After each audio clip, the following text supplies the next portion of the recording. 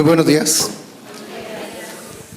Muchas gracias por haber venido a este escenario de hoy. Había una conferencia muy buena del otro lado que yo hubiera querido estar, pero la dinámica es así y les agradezco que estén aquí presentes. También agradezco a las personas que están en las sedes remotas, en Zona Sur, en Pérez Celedón, y también quienes están siguiendo la conferencia por la web de la Universidad Latina. Cuando me pidieron tener participación en esta actividad, me dijeron: usted puede hablar de los temas, de los ejes temáticos del Congreso, que vienen a ser relaciones de pareja, accesibilidad, Centroamérica, 40 años del Código, Gerardo Trejos, Costa Rica, El Salvador, Nicaragua, propuestas, y le pedimos que lo hagan en 45 minutos o menos. Eso fue más o menos cuando en un concurso que se hizo para un cuento, y entonces era, bueno, la temática del cuento es religión, monarquía, misterio y otros elementos, y el cuento más corto gana. El cuento más corto fue: Dios mío, la princesa está embarazada, ¿quién sería? Y ganó el concurso. Entonces yo voy a tratar de abarcar toda esa temática que me pidieron que hiciera en el tiempo que me dieron, y cualquier cosa que me pase, pues les agradezco un poco de paciencia, tal vez unas 2 o 3 horas, ¿verdad? Pero de ahí no me paso. Bueno, vamos a ver cómo elijo el tema para presentar hoy acá. Como siempre nos pasa, o muy regularmente nos pasa, a partir de un caso que se conoce y que me llama la atención por la injusticia que me parece que se está cometiendo, que es que en nuestro país, desde hace algunos años, no ha sido siempre, se entiende que para poder acceder a la condición de heredero en una convivencia hay que hacer un juicio abreviado, contencioso, ¿verdad? Para que en sede de familia se reconozca la unión, y una vez reconocida en sede de familia, se vayan ante el juez civil para pedir que los declare herederos. Para nombrar, en este caso que les comento, que estuvo en mi oficina, se había iniciado en el juicio, el proceso en el juzgado civil, se cuestionó la competencia y se elevó ante la sala primera. De una vez vamos a decir, la sala primera no tiene competencia para definir competencia en este tipo de asuntos. Es muy larga la explicación, entonces eso más tarde ahora en el café, pero no tiene competencia. Entonces la sala primera y también la sala segunda dice: no, juez civil, no, usted no es competente, tiene que irse a la sede familiar. En la sede familiar, ¿qué era? Es una familia, 40 años de convivencia, hijos de 38, 36, 34 años, se muere el señor, y entonces la señora quiere pues su herencia. Hay que nombrar un albacea específico. Este albacea devenga honorarios según el monto del haber sucesorio, es decir, entonces se le fijan unos honorarios de más de 1,5 millones de colones para que en la contestación de la demanda diga: mire, yo creo que sí vivieron juntos. Nada más, señor juez, que usted no puede hacer nada más, ¿verdad? Solo reconocer la unión. Lo demás tendrá que ser ante el juez civil. El juicio, ¿verdad? Que como todo, agendas lleno, ¿verdad? Varios meses después, los testigos, los hijos, sí, mire, toda la vida los vimos juntos, a papá y a mamá, hasta que se murió. Bueno, muchas gracias, eso es todo. Sentencia: se reconoce la unión. 1,5 millones de colones, 1 año, año y medio para el juicio, para luego llegar al civil para arrancar con el tema de que lo declaren heredero. Entonces, me preocupó mucho. Y entonces me puse a estudiar, y estos son, vamos a ver, el corolario de todo esto, el resultado de la investigación, y quise entonces aprovechar también para que abordemos el tema de los alimentos. A partir de ahora pido que me cronometren porque era la introducción. Bien, la relación de convivencia entre un hombre y una mujer es un fenómeno hipernormal en la historia de la humanidad. De esta relación se produce descendencia y surge la familia, ¿verdad? En la concepción más simple que podamos imaginarnos. Como organización social, hay un claro interés del Estado y de la religión en controlarlo. Y entonces, controlando la familia, tenemos que ver cómo controlamos ese núcleo básico que es la pareja. La regulación de todos los temas que atañen a la familia, ha respondido siempre a un claro interés político. Y por eso hay que tomar en cuenta el lugar y el momento en que nos encontramos para ver qué tipo de regulación se le va a dar a esta familia. Entonces, la regulación que tenía en los tiempos del Antiguo Testamento, en los tiempos del Código de Hammurabi, no es igual a las familias de hoy.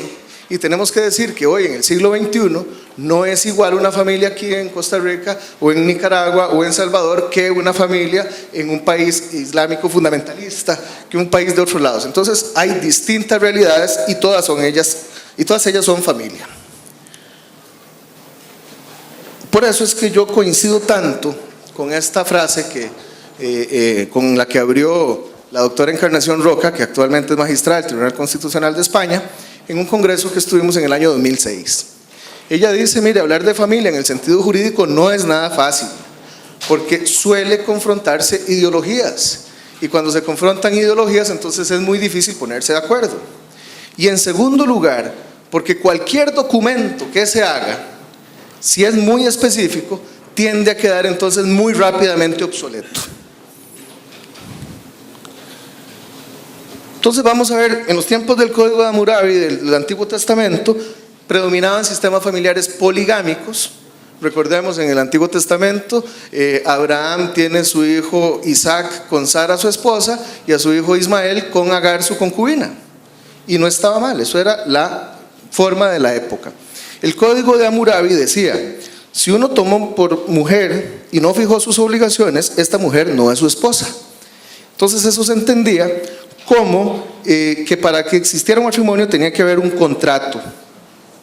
Y en el párrafo 137 del Código de Hammurabi decía, si uno ha repudiado una concubina que le dio hijos, o una esposa de primera clase que le dio hijos, a esta mujer se le dará una dote y parte del campo, del huerto y de los bienes muebles, y ella criará a sus hijos. Cuando los haya criado, sobre todo lo que recibieran los hijos, ella recibirá parte como si fuera uno de los hijos herederos, y tomará parte el marido que prefiera. Desde Hammurabi, desde ese código, ya se preocupaban por el tema, digamos, de derechos que pudieran tener las concubinas, de alguna forma u otra. Zanoni, Escobar Vélez y López Hurtado y Aspiri explican que el derecho romano distinguía el concubinato del connubium por la ausencia del affectus maritalis, o del ánimo de contraer matrimonio. En el concubinato, en el imperio, el concubinato era aceptado socialmente porque el matrimonio estaba prohibido según clases. Entonces no se podía realizar entre senadoras y libertas o mujeres de teatro, entre ingenuos y mujeres ignominiosas, entre gobernadores y mujeres de la provincia a su cargo. Y entonces el concubinato se dirigió como una verdadera institución social al margen del stuprum, o de la unión de hecho con una mujer honesta, que siempre estuvo reprimido. Entonces, para casarse, los contrayentes debían gozar del ius connubii, que estaba integrado por el status libertatis y el civitatis, que eran englobados. No fue sino hasta la ley Canuleia, en el año 445, que se admitió el matrimonio, el connubium, entre patricios y plebeyos. Entonces, el concubinato era una especie de matrimonio y estaba sometido a las prescripciones legales en cuanto a condiciones y efectos. Luego, con la legislación Justinianea, se eliminaron los impedimentos matrimoniales de índole social, y el concubinato entonces pasó a coexistir con el matrimonio independientemente de la clase. En el siglo VI, Justiniano estableció claramente condiciones y efectos del concubinato y prohibió la posibilidad de mantener un matrimonio y un concubinato simultáneamente. Esto hizo entonces que fueran relaciones ya monogámicas. En la Edad Media, la Iglesia Católica comienza a imponer su pensamiento y también a afianzar un monopolio sobre la institución del matrimonio. El concubinato entonces comenzó una progresiva decadencia que estaba motivada, sin lugar a duda alguna, en su desvalorización frente al matrimonio. Desde el momento en que se consideró que el matrimonio era la única forma correcta de mantener relaciones sexuales, entonces la figura del concubinato significó permanecer en un estado de pecado permanente. San Agustín en el año 430 condenaba el concubinato pese a que las leyes romanas lo permitían. Y en el Concilio de Toledo, que se hace en el año 400, sin embargo, se seguía permitiendo el concubinato, pero se condenaba al hombre soltero, al hombre casado que mantenía concubinas. Se admitió barraganía, que era un enlace por lo general de un soltero, que era clérigo o laico o viudo, y una soltera y una viuda. En las 7 partidas la barraganía se toleró y se confirió a los hijos nacidos en ella la calidad de naturales. Los amancebados tenían que vivir juntos, cohabitar y principalmente carecer de todo impedimento. Entonces, esto se mantuvo en el Concilio de Orleans y también en el Concilio de Roma en el año 1069. Como instituto jurídico, el concubinato se condenó en los concilios de Basilea y el Concilio de Trento.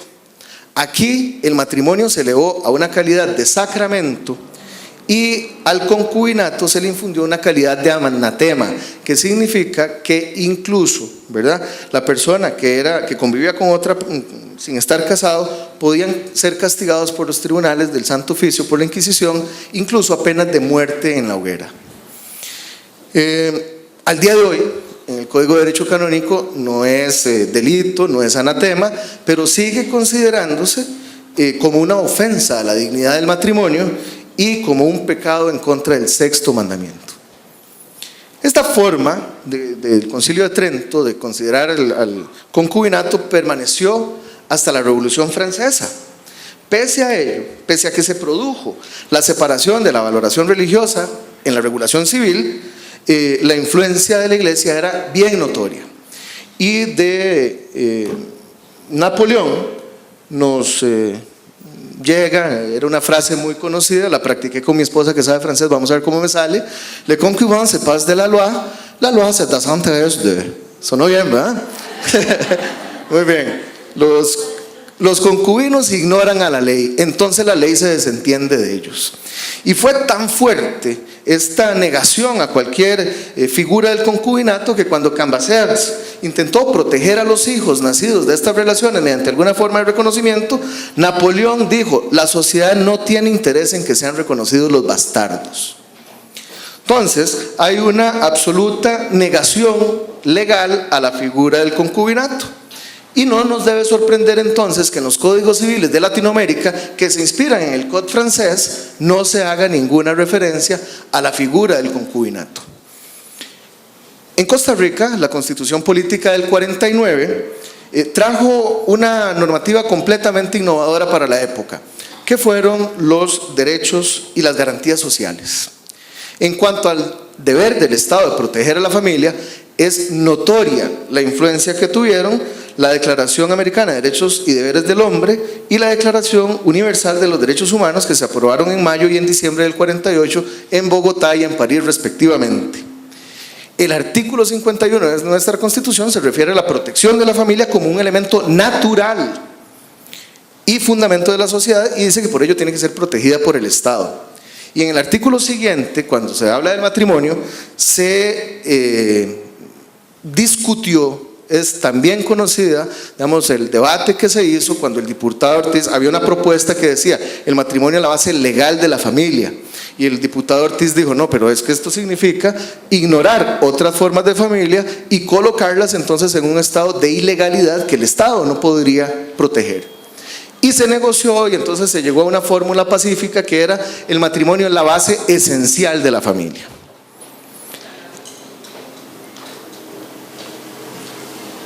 Es interesante apreciar la evolución normativa que ha tenido este tema. En el Convenio Europeo para la Protección de los Derechos Humanos y Libertades Fundamentales, que es de 1950, el Pacto Internacional de Derechos Civiles y Políticos y el Pacto Internacional de Derechos Económicos, Sociales y Culturales, que son del 66, que entran en vigencia en el 76. Vamos a ver qué me pasó aquí.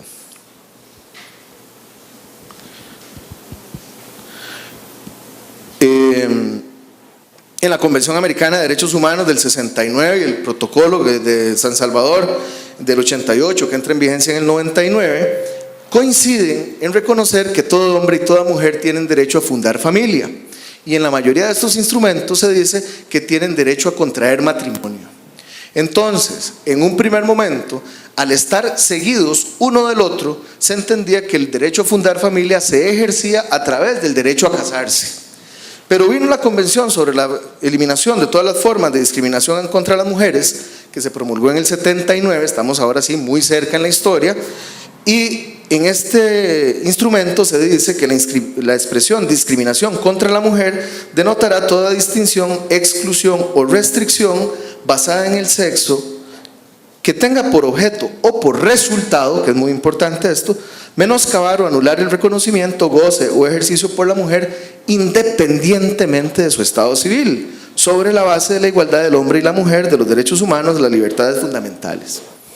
En mi criterio, este énfasis de prohibir la discriminación independientemente del estado civil tiene un impacto directo sobre la concepción de los derechos fundamentales a fundar familia y a contraer matrimonio, porque permite escindirlos. Son dos derechos independientes y cada uno tiene protección del Estado. La influencia de la CEDAW entonces comienza a notarse en las constituciones posteriores. Y en El Salvador, por ejemplo, el artículo 32, cuya constitución es de 1983, se dice: el Estado tiene el deber de proteger a la familia y el matrimonio. Bueno, vamos a ver, esto se nos quedaron con la legislación como la nuestra, o la discusión, es el fundamento legal de la familia, pero dice que la falta del matrimonio no afectará el goce de los derechos que se establezcan a favor de la familia. En Nicaragua la Constitución es del 86, entró en vigencia en el 87 y reconoce el derecho de sus nacionales a fundar familia, y en el artículo 71 y en el 72 se dice con toda claridad, ya no es interpretación, que el matrimonio y la unión de hecho estable están protegidos por el Estado.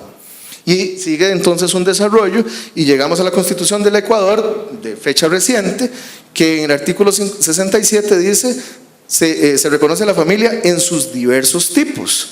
El matrimonio en ese artículo se define como la unión entre un hombre y una mujer, y en el 68 se dice: la unión estable y monogámica entre dos personas libres de vínculo matrimonial que formen un hogar de hecho, por el lapso y las condiciones que se señalen en la ley, generará los mismos derechos y obligaciones que tiene la familia fundada mediante el matrimonio.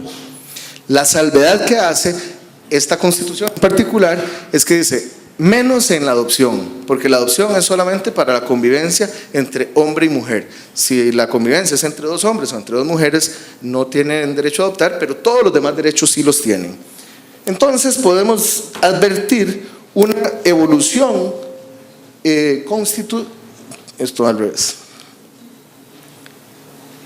una evolución constitucional muy palpable. En la Constitución de Costa Rica se tiene la noción, pero no queda en el texto. En la Constitución de El Salvador se insinúa que no solo el matrimonio funda familia. En la de Nicaragua ya se consigna expresamente que la unión de hecho es una forma de fundar familia, y en la de Ecuador nos dice: y no importa el sexo. Entonces vemos un vertiginoso desarrollo a nivel constitucional, pero yo creo que en Costa Rica nos hemos quedado con muy poco desarrollo o con muy poca asimilación en la normativa ordinaria. Yo no quiero aquí introducir el tema de las relaciones de pareja del mismo sexo, porque, bueno, yo les cuento mi posición, siempre le he dicho y no es ningún secreto. Yo estoy absolutamente a favor de todos los derechos para las personas del mismo sexo. Que se casen, que tengan, que adopten. Me parece arcaico y discriminatorio decir que por ser del mismo sexo no pueden ejercer estos derechos. Entonces, ese no es el tema. El tema es que yo creo que desde 1992, cuando se elimina la homosexualidad como una enfermedad psiquiátrica, entonces el desarrollo en el mundo viene siendo el debate si estas relaciones forman familia, si no forman familia, qué tipo de relación le damos, que todo. Y el tema de derechos y de obligaciones en la unión de hecho heterosexual paró su desarrollo, dejó de discutirse. Si me circunscribo a la realidad costarricense, el Código de Familia, que entró en vigencia el 5 de agosto del 74, es decir, hace 40 años y 2 días, por eso estamos celebrando, ¿verdad? no se reguló nada de la unión de hecho.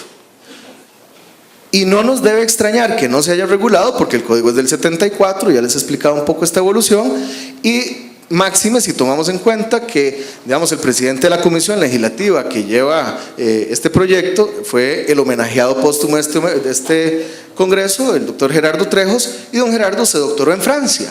Entonces era impensable que en ese momento quizás, ¿verdad?, se introdujera esta figura. Lo que sí reguló nuestro código, como era de esperarse, era la institución del matrimonio. Y se regularon los efectos personales y los efectos patrimoniales que se producen con el matrimonio. A mí me parece que este tema es absolutamente necesario que lo conozcamos y que lo dominemos. La diferencia entre efectos personales y efectos patrimoniales.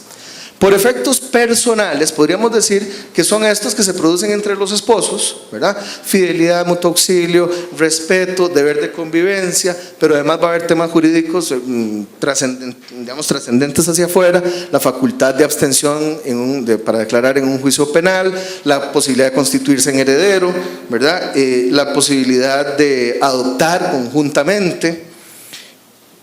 Y entre estos efectos personales yo incluiría también aquellos efectos que tienen un espectro social, es decir, que el Estado tiene que brindar las herramientas para poder hacer efectiva la protección que le obliga la Constitución.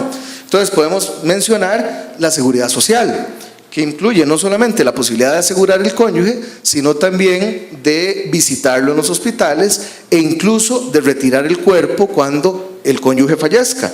O la posibilidad de acceder a la vivienda mediante créditos con una tasa preferencial en los bancos o mediante un bono de vivienda en el Banco Nacional Hipotecario de la Vivienda, o por ejemplo la posibilidad de que personas extranjeras obtengan la residencia o la nacionalidad, o por ejemplo la visita íntima en centros penitenciarios. Esos son efectos personales. En nuestro país, porque lo regulamos distinto en todos lados, los efectos patrimoniales podemos decir básicamente dos grupos: autonomía de la voluntad, que se refleja mediante la posibilidad de suscribir un convenio de capitulaciones matrimoniales, o bien cuando se divorcian en un divorcio por mutuo acuerdo, o bien cuando en un divorcio contencioso peleado se logra un acuerdo conciliatorio, se respeta la voluntad. Y a falta de esto, entonces la ley nos regula los efectos patrimoniales diciendo: durante el matrimonio, separación absoluta, cada uno es dueño y puede hacer lo que le dé la gana con sus bienes. Y cuando se divorcian o se mueren o se anula, salvo el matrimonio la nulidad por simulación, entonces surge el derecho a participar en el 50% del valor neto de los bienes gananciales que están en el patrimonio del otro cónyuge. Para que se produzcan efectos personales y efectos patrimoniales derivados del matrimonio, vamos a usar un término coloquial, se usa una sola llave. La certificación de matrimonio le permite a usted acceder a la vivienda, le permite ir al banco, le permite ir a sacar el cuerpo, le permite todo. Una sola llave para acreditar o recibir los beneficios derivados del matrimonio. Pero vamos a ver qué pasa con la convivencia. Este es el censo del 2011, el último que se hizo en Costa Rica. 575.385 personas viven en unión libre. Yo no sé, ese número no me sale por ningún lado, porque si son pareja debería ser un número par, ¿verdad? No. Sí, hay algo raro, ¿verdad? Y casados, 1.171.035 personas. Miren, es la mitad. Es mucha gente. Y no puede ser entonces que toda la preocupación que tenemos en Costa Rica es nada más hacia la institución del matrimonio y unas 2 o 3 normitas que nos hablan de la unión de hecho, ¿verdad? Porque además creo que lo estamos viendo no tan claro. Pensamos, a ver, yo lanzo la pregunta aquí: ¿dónde está reconocida la unión de hecho en Costa Rica? La respuesta muy rápida: en el Código de Familia 242 y siguientes. Y eso no es cierto. Está reconocida en jurisprudencia constitucional, que es vinculante, y en jurisprudencia no constitucional, que no es vinculante. Incluso les cuento, unión de hecho homosexual en Costa Rica existe. ¿Les parece? ¿Sí o no? Bueno, para efectos de proteger en violencia doméstica, se tiene que reconocer que son una pareja. Y en el Tribunal de Familia, jurisprudencia de tribunales ordinarios, desde hace años se reconoce esa protección. La caja ahorita vamos a ver esto pero acaba de aprobar el reglamento para que sean incluidas las parejas del mismo sexo como beneficiarios de asegurarios. La Sala Constitucional dice, tienen derecho a abstenerse de declarar, voto 1151 del 94. Y dice, tienen derecho a adoptar conjuntamente, voto 7521 del 2001. Entonces tenemos regulación del tema en jurisprudencia y tenemos regulación del tema a nivel legal en distintas esferas, legales, propiamente la ley en sentido lato, en reglamentos, ¿verdad? También lo tenemos. En el Código de Familia, la primera introducción que se hace no es el 242. La primera introducción se hace en el tema de la afectación al régimen de habitación familiar, que permite en la ley de la promoción de la igualdad social de la mujer, año 90, afectar el bien para que sea habitado por el compañero o la compañera. No es, digamos, una gran reforma, casi imperceptible, no todo el mundo la notó, pero fue la primera reforma del Código de Familia. Y esa misma ley de la promoción de la igualdad social de la mujer, donde sí se refleja muy claro es en el Código Civil, porque en el Código Civil le da a la mujer o al hombre conviviente, es que tendemos a matar primero a los hombres, ¿verdad? Qué injusticia. Pero bueno, entonces el conviviente supérsite va a tener derecho a heredar. Lo dice el artículo 572.1.ch. Nos dice los mismos requisitos que nos dirá años después el Código de Familia: relación única, relación estable, relación pública, relación notoria, hombre-mujer, más de 3 años. Lo mismo. ¿Qué no nos dijo el Código Civil? Una vía engorrosa, una vía lenta, una vía cara. Y entonces este reconocimiento de la unión de hecho para efectos sucesorios es ante el juez civil.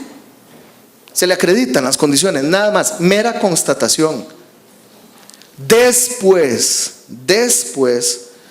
en el Código de Familia se introduce este famoso capítulo séptimo. El título séptimo, perdón, Ley 7532 del 8 de agosto de 1995.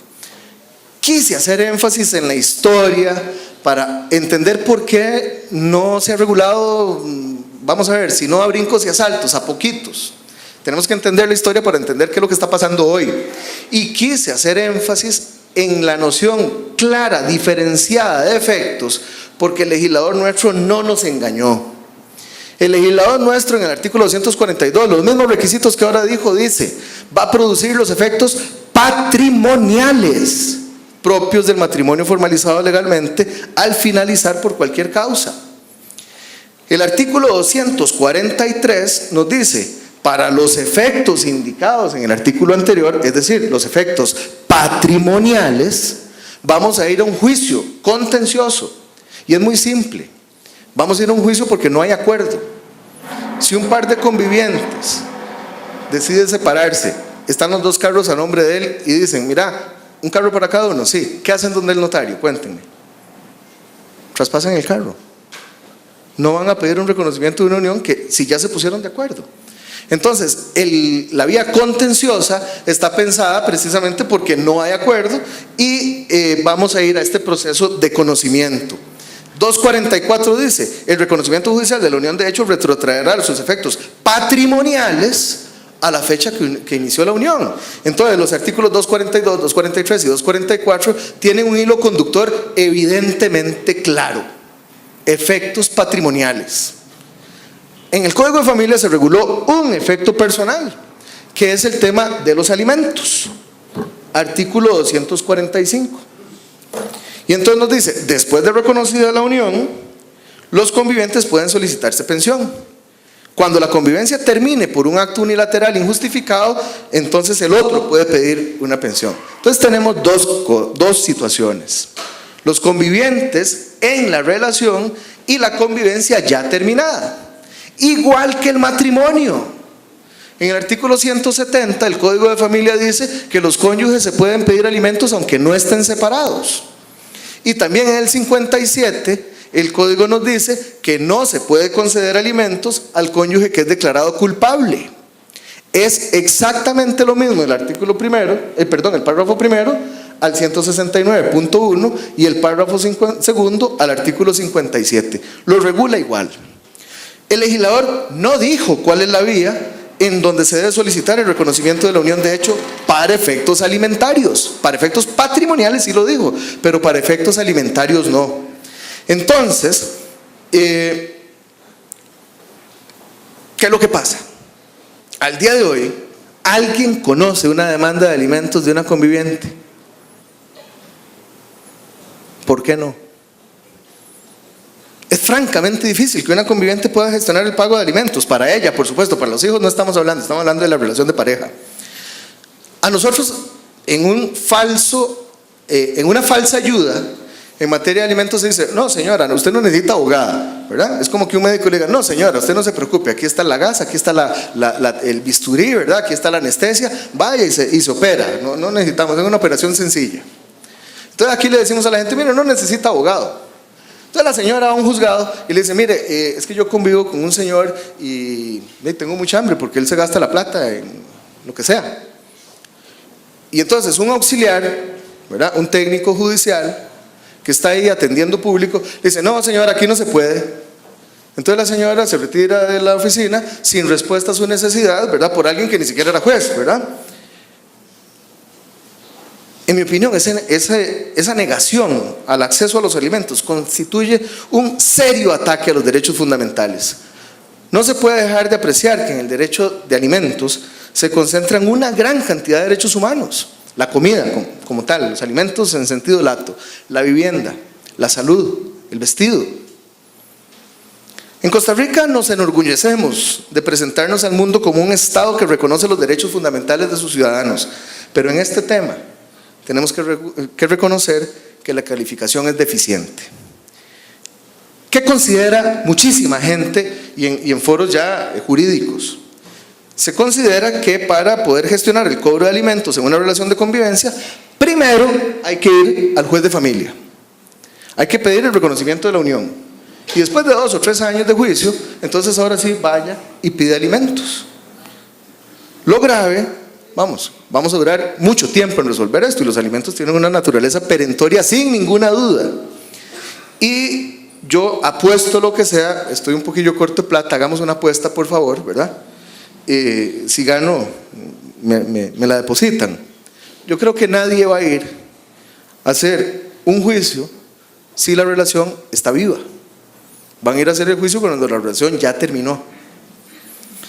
Con esta forma de abordar el acceso a la justicia de las personas que están unidas en una relación de convivencia, es decir, para poder llegar a adquirir bienes o servicios de primera necesidad, dudo al máximo que estemos cumpliendo con nuestro deber de brindar una justicia pronta, cumplida y sin denegación.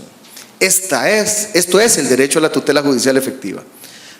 3 pilares de la tutela judicial efectiva: la libertad del acceso a la justicia, eliminando los obstáculos procesales que pueden impedirlo. Algo pasó, amigo. Vamos a ver, yo los tengo aquí porque quiero que ustedes los vean. Ya, ok. Segundo pilar: obtener una sentencia de fondo, no importa el resultado, pero que le decidan algo rápido. Y el principal, diría yo, que a veces se nos queda, es que la sentencia se cumpla. La Sala Constitucional ha abordado este tema. Sentencia 3481 del 2003. ¿Qué dijo? El derecho fundamental a una justicia pronta y cumplida del Ordenal 41 de la Constitución Política comprende, entre otros contenidos, la asistencia efectiva de los órganos jurisdiccionales con el propósito de garantizar una coexistencia social pacífica y armónica. Desde esta perspectiva, todo requisito excesivo o formalismo innecesario que resulte contrario a los principios de proporcionalidad y razonabilidad quebranta el derecho a una justicia pronta y oportuna. Traigo una cita de un autor nacional, don Enrique Ulate Chacón, agrarista famoso, preocupado de estos temas. En la ponencia escrita les invito a que la lean, aquí se me haría muy tarde. Pero entonces yo les propongo esto: analicemos el derecho a los alimentos desde una perspectiva más amplia, es decir, los derechos que se derivan de los efectos personales en la unión de hecho. En nuestro país no ha sido una constante que primero tengamos que ir donde el juez para luego que se reconozcan los efectos personales. La excepción está en la Ley de Migración y Extranjería, artículo 73 bis, que se reformó en el año 2009. Ahí se indica que para poder gestionar la residencia de un conviviente se tiene que contar con una sentencia judicial. Yo tiemblo, sí, me da pánico de pensar que los jueces lleguen a exigirle los requisitos del 242, que son para efectos patrimoniales. Mire, usted tiene menos de 3 años de convivencia fuera del país. Mire, usted tiene una relación que está casado. Sí, pero mire, es que yo estoy casado, ¿verdad? Me separé hace 50 años, tengo 40 de vivir con mi compañera y nos vinimos aquí. Sí, pero es que la ley no lo permite. ¿Dónde no lo permite? La ley de migración no lo dice. Y los efectos son para los efectos patrimoniales, los requisitos. Y ahora, como dijo doña Elizabeth Odio el día de la inauguración, miren, casi me da un infarto. Estaba en El Salvador, mis queridos amigos del Salvador se acordarán cuando casi me muero del infarto, del susto, ¿verdad? Donde veo en los periódicos que hay diputados y diputadas que para regular el tema de la fecundación in vitro están contemplando que la técnica solo se pueda aplicar en mujeres casadas o en unión de hecho, y la unión de hecho tiene que ser reconocida judicialmente. Mire, casi me da un infarto. En El Salvador, tienen 3 formas para esta cuestión de la unión de hecho. Reconocimiento de la unión de hecho para efectos patrimoniales, ¿verdad? Cuando se termina o cuando se muere. Ahí está, en el Código de Familia. Reconocimiento a petición de ambos para efectos sociales, ¿verdad? Los dos le piden al juez que declare la convivencia para ir a gestionar ante el Estado. Y el reconocimiento a petición de uno de ellos para gestionar los efectos personales entre sí. Por ejemplo, los alimentos. Claro, en El Salvador el juez de familia es el mismo juez de alimentos, ¿verdad? No nos confundamos, nosotros somos la excepción yo creo que en gran parte del mundo, de tener una justicia especializada solo de alimentos. Hay que ir a distintas oficinas para esto. En nuestro país no es así. ¿Qué es lo que ha pasado en nuestro país? El reconocimiento de la unión se gestiona ante la autoridad del Estado que tiene competencia para pronunciarse sobre la petición en particular. Me explico. Para pedir para pedir que se reconozca la unión para efectos de seguro social, se va a la caja, no se va al juzgado. Para efectos de pedir la visita íntima, se va a la Dirección de Adaptación Social, no se va al juzgado.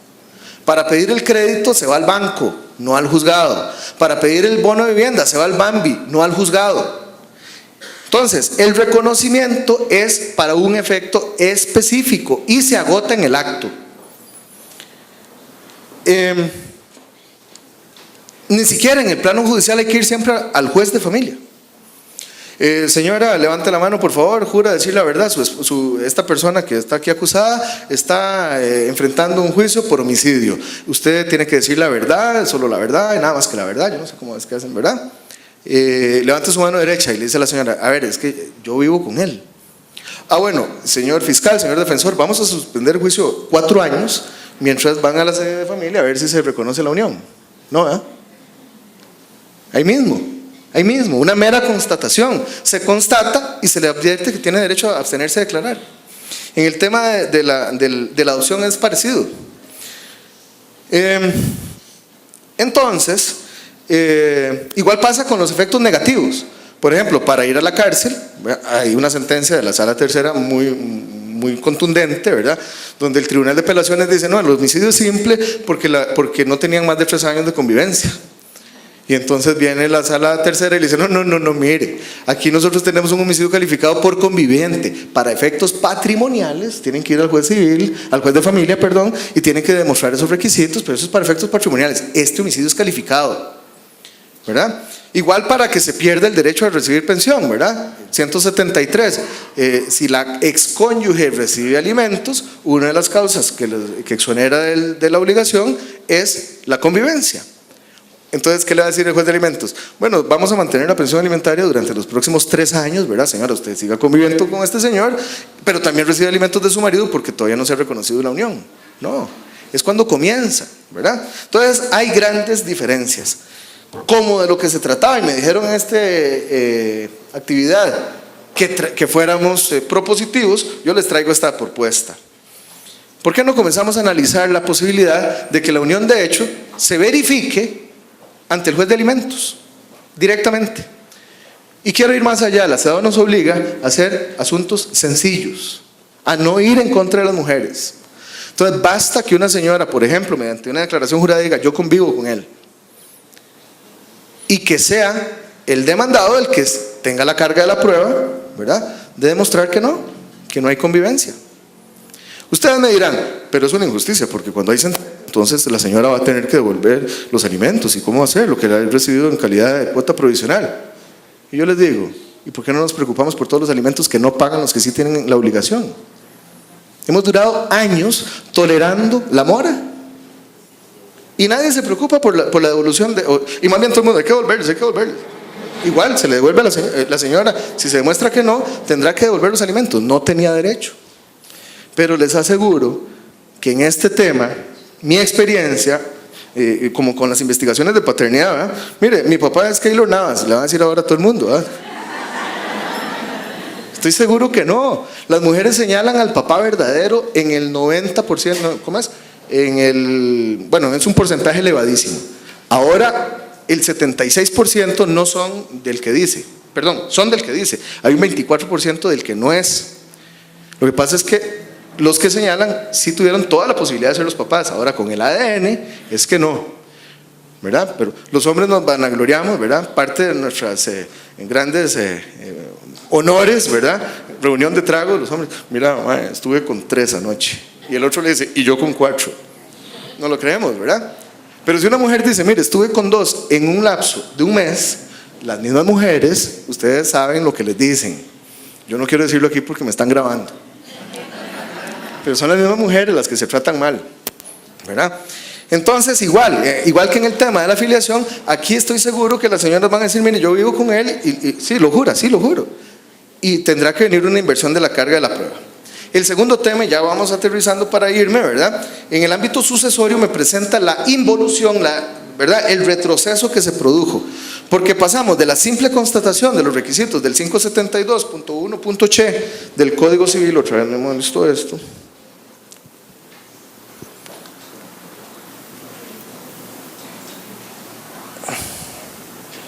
perdón, es que ya no me alcanzan las manos.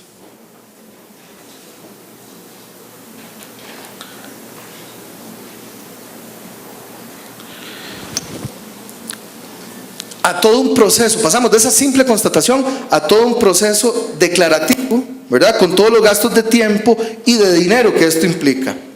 Como les dije, la sala primera, que no tiene competencia para esto, y la sala segunda, en un principio decían, es el juez de la sucesión. Y hace más o menos 10 años vienen diciendo que no es el juez de la sucesión. Dice la sala segunda, es que en estos casos trasciende el aspecto patrimonial. Y uno dice, ¿y por qué trasciende? No lo han dicho. Y entonces el último voto, juzgado de familia de Heredia, juez Carlos Valverde, se declara incompetente para enviar el asunto al proceso, a la sede civil. Y dice, mire, petitoria, señor juez de familia, pido que se declare la unión de hecho para efecto de ser declarada heredera. Eso es lo que está pidiendo la persona. Entonces le dice don Carlos, mire, yo no la puedo declarar heredera porque la sala segunda tiene como 400 millones de votos que dicen que eso le toca al juez civil. Entonces, vaya ante el juez civil. Nos ha llamado la atención, ¿verdad?, porque hemos estudiado mucho el tema, dice don Carlos, de que la sala segunda nunca ha dicho por qué trasciende los efectos patrimoniales. Sería interesante que nos diga por qué trasciende los efectos patrimoniales, ¿verdad?, en algún momento, pero bueno, no lo ha dicho. Y mi criterio es que esto debe ser para el juez civil. Apeló la parte, se fue al tribunal, en el tribunal dijeron mis compañeros, no es nuestro, este es de sala segunda, se va a la sala segunda, voto 618 del 2014. De las 10 horas 30 minutos del 20 de junio de este año, viene la decisión de la sala segunda, es el juez de familia. ¿Y por qué? Es que trasciende los efectos patrimoniales. ¿Y por qué? O sea, se lo dijo el juez. Mire, nunca lo han explicado y tampoco lo explicaron. así es difícil, ¿verdad?, entender las razones de las decisiones. ¿Qué pasa en estos casos? Mire, el reconocimiento se vuelve un fin en sí mismo. Se los dije con el caso de la señora que me motiva esto. Ustedes convivieron, sí, y el albacea específico, que se está ganando 1 millón de colones o 1,5 millones, ¿verdad?, dice, y sí, parece que sí. Los hijos, sí, 40 años de vivir juntos. ¿Por qué se terminó la relación? Es que se murió, licenciado, ¿se dio cuenta? Es que eso decía la demanda. Ah, ok.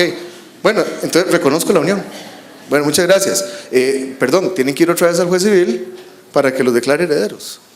¿Para qué vinimos acá?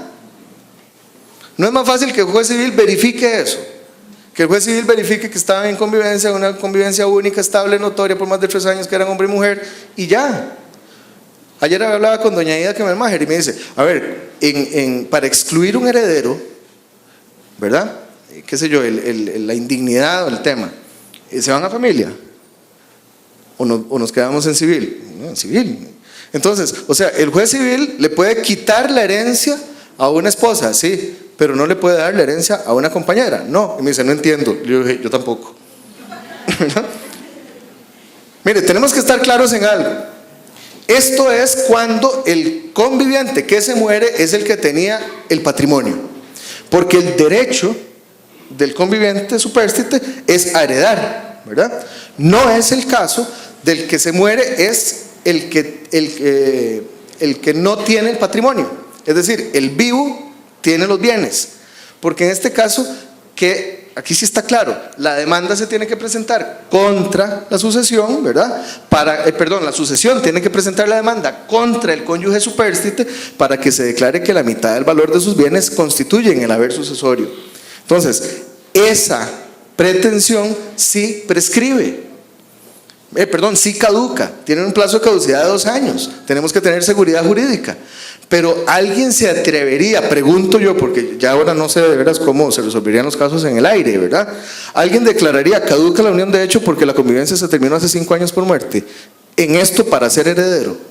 Es que el derecho a ser heredero caduca, el derecho a ser heredero no caduca. El derecho al reconocimiento de la unión para que se declare la participación de gananciales sí caduca por seguridad jurídica. Entonces, la segunda propuesta es para el tema de las sucesiones y es muy sencilla, devolvámonos a lo de antes. Analicemos la posibilidad de retornar al modelo original. Entonces, que la unión de hecho, para que pueda ostentar el cónyuge supérstite la condición de heredero, se gestione, se resuelva ante el juez civil. Quiero comentarles, porque tampoco es que, no sé, un día no tenía nada que hacer y digo, voy a pensar, voy a hacer un enredo, voy a ir al Congreso a exponerme, ¿verdad?, a decirles un montón de cosas para que me digan, pero eso ya está resuelto desde hace tiempo. Usted no ha oído que la Sala Segunda ha dicho que sí, que para efectos que como trasciende los efectos patrimoniales tiene que quedarse. Este criterio también lo tiene el Tribunal Primero Civil. Lo que pasa es que el Tribunal Primero Civil tampoco tiene competencia para definir la competencia y le ha entrado, pero el razonamiento es el mismo. Y más aún, uno aquí se aprovecha, ¿verdad? Cuando están las personalidades que nos han visitado, hay que hablar con ellas, ¿verdad? Entonces vino doña Elizabeth Odio y yo le dije, doña Elizabeth, ¿verdad que usted tuvo que ver con esto de la reforma de la unión de hecho? Me dijo, claro, yo la hice. Y le dije, doña Elizabeth, y cuénteme una cosa, para ser heredero, ¿usted pensó que era ese trámite del abreviado contra la sucesión? Y me dice, no, eso es solo la constatación. Le digo, mira, mejor nos lo hubiera dicho en 1 minuto y yo me ahorro esta vergüenza de estar aquí con ustedes, ¿verdad? Los redactores lo tenían clarísimo. Entonces yo quiero nada más invitarlos a esto. No me crean, pero estudien. Eso es lo que va a generar debate. El debate, la confrontación de ideas es lo único que nos puede hacer crecer. Si seguimos haciendo las mismas cosas, vamos a seguir obteniendo los mismos resultados. También es una frase muy trillada. Pensemos, yo creo que de esta forma le ahorramos dinero, le ahorramos tiempo, hacemos justicia pronta, cumplida y efectiva, que ese es el único norte que los jueces deberíamos perseguir. Muchísimas gracias.